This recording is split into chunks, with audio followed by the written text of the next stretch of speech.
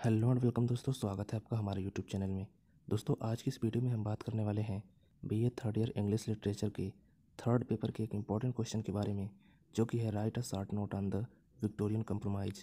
दोस्तों, ये क्वेश्चन जो है काफ़ी इंपॉर्टेंट है और ये अलग अलग यूनिवर्सिटीज़ में अलग अलग सेमेस्टर या ईयर्स में पढ़ाया जाता है।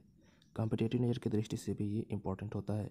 तो चलिए आज की इस वीडियो में देखते हैं विक्टोरियन कंप्रोमाइज़ क्या होता है और इसका आंसर अगर एग्ज़ाम में पूछा जाता है तो आप किस प्रकार से लिखेंगे। तो यहाँ पे एक मॉडल आंसर से मैं आपको बताऊंगा, आप उस मॉडल आंसर को याद करके अपने एग्ज़ाम में लिख सकते हैं। यहाँ पे दिया गया है the Victorian period was a time of contradictions often refer to as the Victorian compromise. यहाँ पे कहा जा रहा है विक्टोरियन काल जो है विरोधाभास का समय था, यानी कि विक्टोरियन समय में जो है विरोधाभास हो रहा था, विरोध हो रहा था। ये विक्टोरियन काल जो है कब हुआ था, तो यह जो है महारानी विक्टोरिया के शासनकाल 1837 से 1901 के तहत विक्टोरियन काल था, ये माना जाता है। और यहाँ पे कहा जा रहा है कि often refer to as a Victorian compromise, यानी कि जो ये विक्टोरियन काल है इस विरोधाभास से भरा था, जिसे अक्सर जो है विक्टोरियन समझौता कहा जाता है। On the other hand there was the progress brought about by the industrial revolution, यानी कि यहाँ पे कहा जा रहा है कि यहाँ पे एक हैंड में, यानी कि यहाँ एक तरफ जो है was the progress brought about the industrial revolution, यहाँ पे एक तरफ जो है औद्योगिक क्रांति हो रही थी और जिससे जो है प्रोग्रेस हो रहा था, प्रगति हो रहा था। The rising wealth of the upper and middle class and the expanding power of Britain and its empire. और यहाँ पे जो है अपर क्लास यानी कि उच्च वर्गीय और उच्च मध्यम वर्गीय को जो है बहुत ज़्यादा फ़ायदा मिल रहा था और उनकी जो संपत्ति है उसमें जो है बढ़ोतरी हो रही थी। And the expanding power of Britain and its empire, जिससे जो है ब्रिटेन और उसके साम्राज्य की शक्ति जो है वो बढ़ रही थी। On the other hand there was the poverty, disease, deprivation and injustice faced by the working class. यहाँ पे कहा जा रहा है जहाँ दूसरी तरफ गरीबी, बीमारी, अभाव और अन्याय जो है फेस कर रहे थे कौन, वर्किंग क्लास के लोग, यानी कि मजदूर वर्ग के लोग जो है गरीबी, बीमारी और अभाव और अन्याय को जो है फेस कर रहे थे, उनका सामना कर रहे थे। और एक तरफ जो है जो मिडिल क्लास के लोग थे, यानी कि मध्यम वर्ग की और उच्च वर्ग की, उनकी जो है संपत्ति बढ़ती ही जा रही थी। The change brought about by the industrial revolution was rapid. यहाँ पे कहा जा रहा है कि जो ये चेंज हुआ था वो इंडस्ट्रियल रिवॉल्यूशन द्वारा वो जो है बहुत तेज़ी से हुआ था। Town and cities grew at an incredible pace as a new factories and industries were started and thousand of people moved to the cities for work. यहाँ पे कहा जा रहा है कि औद्योगिक क्रांति जो है वो बहुत तेज़ी से हुआ और कस्बों और शहरों में जो है अविश्वसनीय गति से वृद्धि हुई, क्योंकि नए कारखाने और उद्योग शुरू हुए। और आगे कहा जा रहा है were started and thousand of people move to the cities for work. यहाँ पे कहा जा रहा है कि नए उद्योग और कारखाने बहुत तेज़ी से शुरू हुए और हज़ारों लोग जो है काम करने के लिए शहरों की तरफ चले गए। The inventions, development and new industries showed how advance the country was and how it was a world power. यहाँ पे कहा जा रहा है कि जो आविष्कार थे और जो डेवलपमेंट्स थे, यानी कि जो विकास के कार्य थे, एंड न्यू इंडस्ट्रीज और जो नए उद्योग थे, उन्होंने दिखाया हाउ एडवांस द कंट्री, कि जो देश है वो कितना उन्नत है। Was and how it was a world power, और वह एक विश्व शक्ति है। इस तरह से जैसे जो भी आविष्कार हो रहे थे और जो भी विकास के कार्य हो रहे थे, इंडस्ट्रीज बैठ रही थी, उसने जो दिखाया कि ये जो है विश्व में जो है विश्व शक्ति है Britain. The upper classes continue to prosper and the middle classes had the possibility to improve themselves their fortune. यहाँ पे कहा जा रहा है कि उच्च वर्ग का जो है विकास जो है वो जारी रहा। And the middle classes had the possibility to improve themselves and their fortune, और जो मिडिल क्लास के लोग थे, यानी कि मध्यम वर्ग के लोग जो थे, उनको जो है अपना भाग्य सुधारने की संभावना थी। Under Queen Victoria reign 1837 to 1901 the values of the church, family and home were fundamentals. यहाँ पे कहा जा रहा है कि क्वीन विक्टोरिया यानी कि रानी विक्टोरिया के राइन, यानी कि उनके जो है साम्राज्य में जो है, जो कि 1837 से 1901 तक चला, the values of the church, family and the home were fundamental. यहाँ पे कहा जा रहा है कि चर्च, परिवार और घर के जो मूल्य थे वो क्या थे, मौलिक थे, फंडामेंटल्स थे। The family unit was based around the authoritarian father,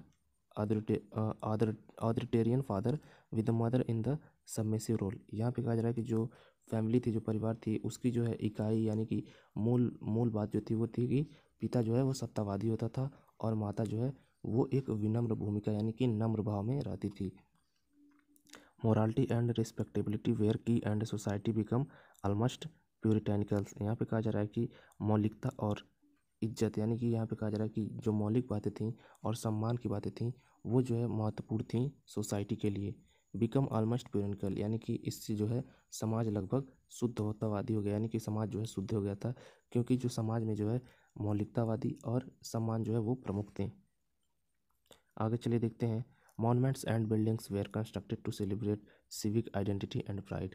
यहाँ पे कहा जा रहा है कि नागरिक पहचान और गौरव का जश्न मनाने के लिए स्मारकों और इमारतों का निर्माण किया गया, यानी कि लोगों को जो है एक अलग पहचान देने के लिए स्मारक बनाए जा रहे थे और इमारतें भी बनाई जा रही थीं।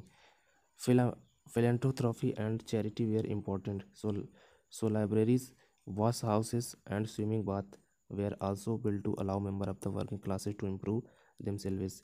यहाँ पे कहा जा रहा है कि philanthropy and charity were important, यानी कि दान जो है वो इम्पोर्टेंट था, यानी कि ज़रूरी था दान देना, और लोगों का जो है भला करना जो है इम्पोर्टेंट था, परोपकार की भावना जो है इम्पोर्टेंट थी। So libraries wash houses and swimming bath were also built to allow member of the working classes to improve themselves.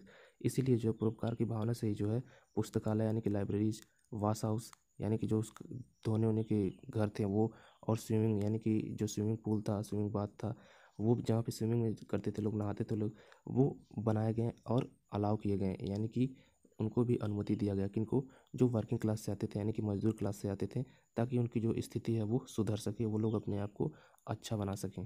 However in reality this was the hardly possible. यहाँ पे कहा जा रहा है कि हालांकि हकीकत में ये शायद ही संभव था, यानी कि ये इसको जो है संभव नहीं माना जा रहा है, लेकिन पुराने लेखक और तथ्यों के द्वारा जो है इसको माना जा रहा है कि ये होता था।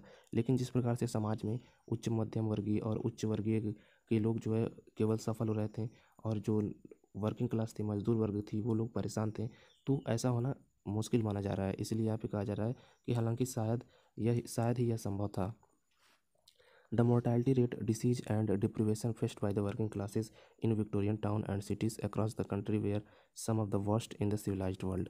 यहाँ पे कहा जा रहा है कि जो मृत्यु दर थी, यानी कि जिस प्रकार से लोग मर रहे थे, डिजीज़ यानी कि जो बीमारियाँ थीं और जो अभाव थे, वो सारे उन सब का जो है सामना जो है वर्किंग क्लास यानी कि मजदूर वर्ग ने किया।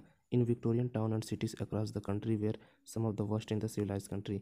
और यहाँ पे कहा जा रहा है कि देश भर के विक्टोरियन कस्बों और शहरों में मजदूर वर्ग द्वारा सामना की जाने वाली जो प्रॉब्लम्स थी वह दुनिया में सबसे ख़राब थी, यानी कि उस समय के मजदूर वर्ग जो है सबसे ख़राब हालत में थे। People were force to live in over crowded room in degraded slum with a lack of hygiene. यहाँ पे कहा जा रहा है कि लोग साफ़ सफाई के अभाव में जर्जर झुग्गी झोपड़ियों में, भीड़ भाड़ वाले कमरों में रहने के लिए मजबूर थे।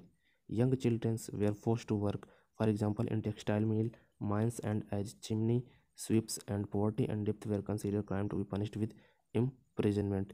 यहाँ पे कहा जा रहा है कि जो बच्चे थे उनको जो है काम करना पड़ता था, जो जो छोटे बच्चे थे उनको बहुत ज़्यादा काम करना पड़ता था, जैसे कि टेक्सटाइल मिल्स यानी कि उन्हें कपड़ा के मिलों में काम करना पड़ता था, माइंस यानी कि खानों में, कोयले वोले के खदानों में काम करना पड़ता था, चिमनी स्वीप्स यानी कि चिमनी में झाड़ू लगाने के लिए, एंड पोवर्टी एंड देफ्ट were consider crime to be punished with imprisonment. यहाँ पे कहा जा रहा है कि जो गरीबी थी और कर्ज था उसको उसको कारावास से दंडित करने के लिए अपराध माना जाता था। उस समय में गरीबी और कर्ज जो है अपराध की श्रेणी में माना जाता था, लेकिन उसको जो है कारावास से जो है दंडित नहीं किया जा सकता था। It is clear that the moral belief and value of the Victorians were not reflected in the reality the society around them. यहाँ पे कहा जा रहा है कि यह स्पष्ट है कि यहाँ पे जो विक्टोरियाई लोग थे उनकी नैतिकता, विश्वास और मूल्य उनके आसपास के समाज में जो है नहीं दिखता है। Nonetheless this contradiction meant many reformers fought to improve and change condition for the working class and lower classes। यहाँ पे कहा जा रहा है कि बहरहाल इस जो है अंतर विरोध का मतलब था कि कई जो सामाजिक सुधारक थे उन्होंने जो है कामकाजी यानी कि मजदूर वर्ग और निचले वर्गों की परिस्थितियों को सुधारने के लिए संघर्ष किया, particularly in areas such as health and education. खासकर जो है हेल्थ यानी कि स्वास्थ्य और एजुकेशन यानी कि शिक्षा के क्षेत्र में जो है इन्होंने जो है सुधार सुधार की जो है संघर्ष किया। During the Victorian era there was a growing demand for independence. On the other hand, some people wanted to continue the old system and imperialism. यहाँ पे कहा जा रहा है कि विक्टोरियन युग के दौरान जो है स्वतंत्रता की मांग बढ़ रही थी और दूसरी ओर जो है कुछ लोग जो है पुरानी व्यवस्था और साम्राज्यवाद को जो है जारी रखना चाहते थे। तो यहाँ पे जो सीधी सी बात है कि जो लोग परेशान रहेंगे वो लोग स्वतंत्रता की बात करेंगे, लेकिन जो लोग अपनी ज़िंदगी अच्छे से जी रहे हैं वो तो नहीं चाहेंगे कि स्वतंत्रता आए। आगे कहा जा रहा है, आगे चलिए देखते हैं। Tennyson represents the spirit of compromise. He neither supported democracy nor imperialism. He chose the middle path of the agreement. यहाँ पे कहा जा रहा है कि टेनिसन जो है रिप्रेजेंट करते हैं, यानी कि दिखाते हैं, प्रतिनिधित्व करते हैं द स्पिरिट ऑफ कॉम्प्रोमाइज़, यानी कि समझौता की भावना को जो है वो दिखाते हैं और प्रस्तुत करते हैं।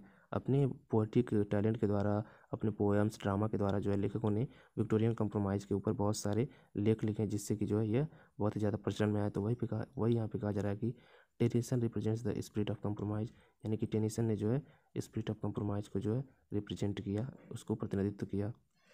ही नाइदर सपोर्टेड डेमोक्रेसी नार इम्पेरियलिज्म, यहाँ पे कहा जा रहा है कि उन्होंने जो है ना तो डेमोक्रेसी यानी कि लोकतंत्र का समर्थन किया और ना ही साम्राज्यवाद का समर्थन किया। He choose the middle path of the agreement, उन्होंने जो है समझौते का बीच का रास्ता जो है चुना, यानी कि दोनों चीज़ें होनी चाहिए लेकिन एक चीज़ नहीं होनी चाहिए, ऐसा लगभग कुछ मानना था टेनिसन का। He supported as well established government, यहाँ पे कहा जा रहा है कि उन्होंने जो है एक अच्छी तरह से स्थापित सरकार का समर्थन किया। Tennyson praise the government of his country, Tennyson ने जो है अपनी देश की सरकार की तारीफ की। इन शॉर्ट, संक्षेप में कहें तो Tennyson was the representative poet of his era, संक्षेप में कहें जो है तो टेनिसन अपने युग के प्रतिनिधि कवि थे। All the qualities of Victorianism are present in his poetry, उनकी कविता में विक्टोरियनवाद के जो है सभी गुण मौजूद थे। He also adopted a compromising attitude in his poetry, उन्होंने अपनी कविता में जो है समझौतावादी रवैया को भी अपनाया है। Therefore he is the poet of the Victorian settlement, इसलिए वे विक्टोरियन समय के जो है कवि कहलाते हैं। Somehow Matthew Arnold also took the path of compromise, यहाँ पे कहा जा रहा है कि किसी तरह मैथ्यू अर्लांड ने भी समझौता को जो है रास्ता अपनाया। Some welcomed scientific discoveries and new theories and some shed light on religion and the church, कुछ ने वैज्ञानिक खोजों और नए सिद्धांतों का स्वागत किया और कुछ ने धर्म और चर्च पर जो है प्रकाश डाला। तो इस प्रकार से हम लोग देख सकते हैं कि विक्टोरियन कंप्रोमाइज़ क्या था। विक्टोरियन कंप्रोमाइज़ में तरह तरह की चीज़ें हुई और उनको जो है टेनिसन ने जो है अपने कविताओं में जो है वर्णित किया और उसको बताया कि ना तो ये साम्राज्यवाद पूरी तरह से होना चाहिए और ना ही लोकतंत्र पूरी तरह से होना चाहिए। इसीलिए इन्होंने जो है बीच में समझौता को जो है रास्ता अपनाया और इसी की वजह से जो है विक्टोरियन कंप्रोमाइज़ जैसा वर्ड जन्म हुआ और उस तरह से जो है विक्टोरियन कंप्रोमाइज़ को जो है हम लोग पढ़ने लगे। तो यहाँ पे हम लोगों ने विक्टोरियन कंप्रोमाइज़ को पढ़ लिया, जिसमें कि बहुत ज़्यादा प्रॉब्लम थी एक तरफ, तो एक तरफ लोग बहुत अच्छी तरीके से जी रहे थे।